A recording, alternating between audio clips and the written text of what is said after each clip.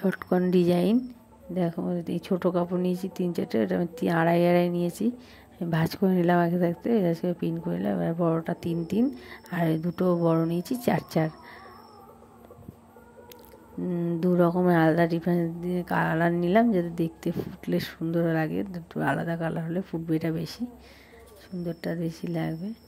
এবার দেখো আমি মাঝখান থেকে ত্রিভুজি করে করে যে ভাঁজ করে নিয়েছিলাম সেগুলোকে ওটাকে বসিয়ে নিলাম। ওটা 4 ভাঁজ দিয়ে, বড়ো কাপড়টাকে 4 ভাঁজ দিয়ে।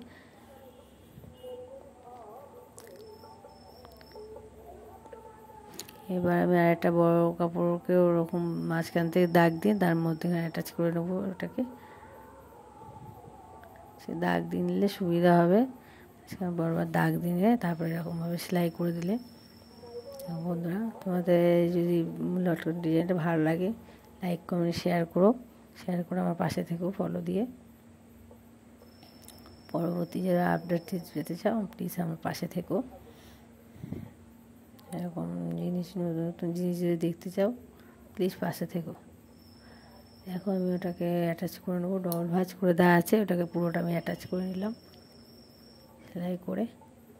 এবার আমি যে 3 কাপড়টা রেখেছিলাম এটাকে এরকম কোনাকুনি 2 ভাঁজ করে আবার সাইড দিয়ে কোনাগুলো মুড়ে আমি প্রদীপ লটকনের মতো যেমন হয় সেরকমভাবে অ্যাটাচ করে দেবো।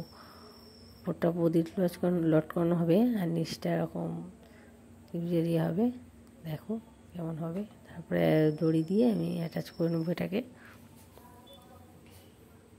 দেখো আমি এটাকে বানিয়ে নিলাম।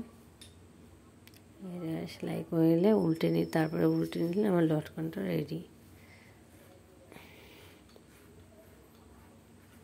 পুরো ভিডিওটা দেখার জন্য থ্যাংক ইউ।